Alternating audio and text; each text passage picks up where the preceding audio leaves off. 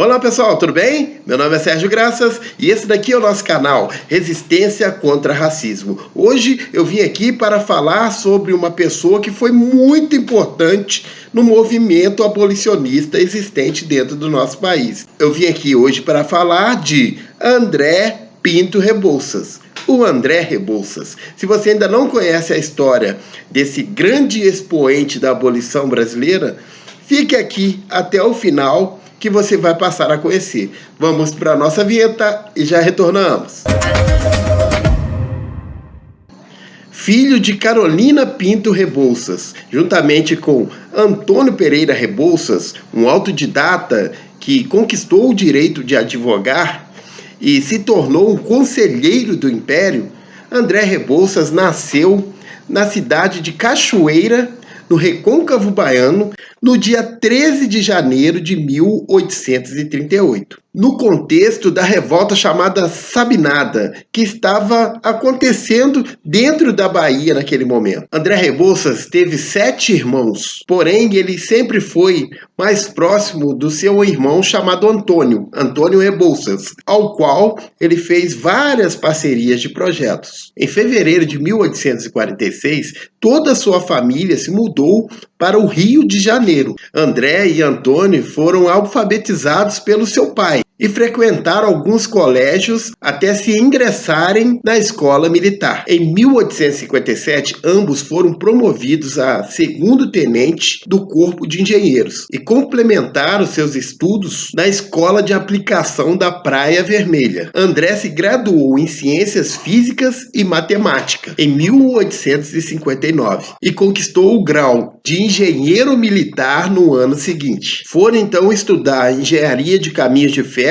e Portos de Mar, retornando em 1862. Na volta, partiram como comissionados do Estado brasileiro para trabalhar na vistoria e aperfeiçoamento de portos e fortificações litorâneas. Entre maio de 1865 e julho de 1886, no contexto da Guerra do Paraguai, André atuou como engenheiro militar. André Rebouças ganhou fama ao atuar na cidade do Rio de Janeiro, que era a capital do Império. O motivo da sua fama foi de resolver o problema de abastecimento de água no local, trazendo mananciais de fora da cidade. Também realizou as docas de Dom Pedro II e a construção de docas da Alfândega, onde permaneceu de 1886 até 1871, quando foi demitido. Em 1871, André Rebouças, juntamente com seu irmão Antônio Rebouças, apresentaram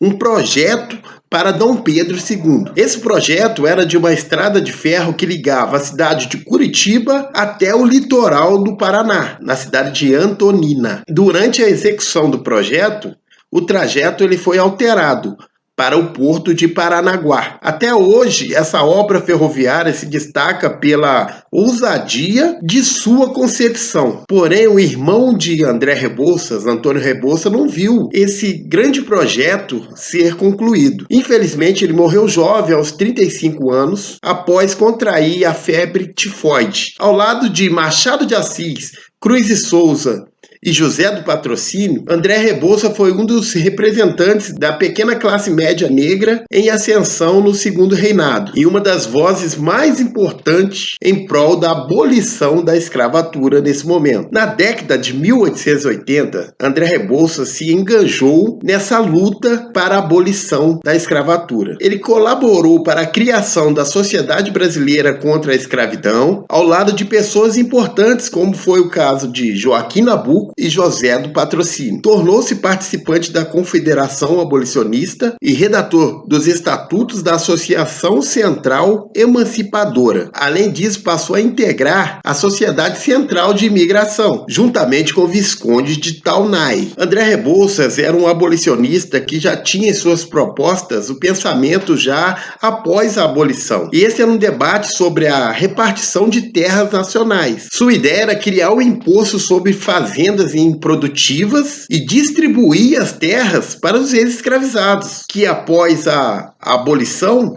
não teriam onde morar nem cultivar. Porém, todos esses projetos foram engavetados, principalmente após a proclamação da República em 1889. André Rebouças tinha uma aproximação muito forte com a família real, tanto que em uma oportunidade onde ele participava do último baile imperial na Ilha Fiscal em 9 de novembro de 1889, bem pertinho ali, quase às vésperas da proclamação da República, né, que foi no dia 15, ele acabou sendo recusado de um convite para dançar. Vendo o ocorrido ali, Dom Pedro II imediatamente chamou a princesa Isabel para passar a ser o seu par a partir do momento. Com a abolição, também veio a queda do Império. Portanto, em 1889, André Rebouças acabou indo embora juntamente com a família real. E o seu destino naquele momento foi a Europa. E por 2 anos se exilou em Lisboa, trabalhando como correspondente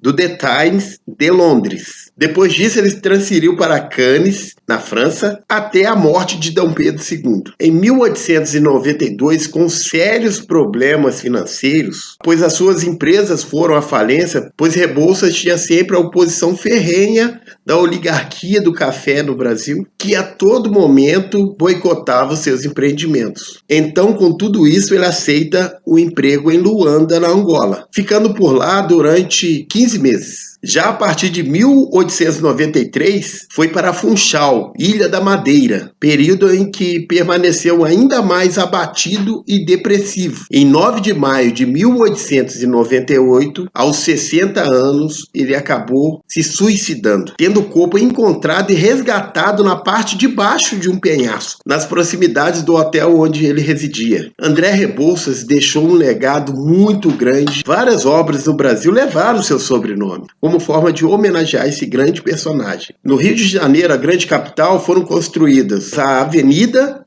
e o Túnel Rebouças, localizado na Zona Oeste. Em Curitiba, o Chafariz na Praça Zacarias, a Estrada da Graciosa, a Ferrovia Paranaguá-Curitiba, considerada a maior obra da engenharia férrea nacional. E o Parque Nacional do Iguaçu também é mais um dos respectivos legados desse grande personagem existente dentro da nossa história. Pessoal, as obras realizadas por André Rebouças, Antônio Rebouças, seu irmão, foram extremamente importantes para o nosso país. Mas eu gostaria de elevar aqui a sua atitude, né, de lutar contra algo que foi um processo terrível, né, que foi a escravidão.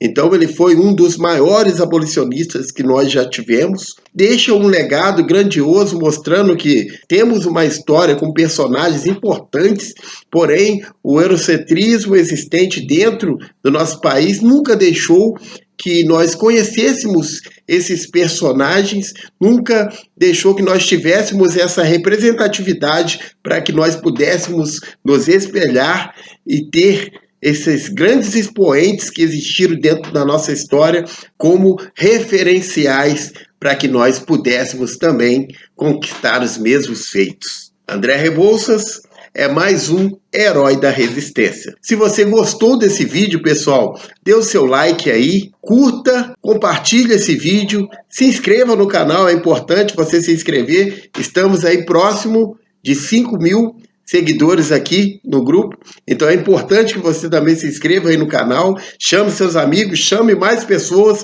para que possam também conhecer toda essa nossa história dentro do nosso país. Resistência sempre!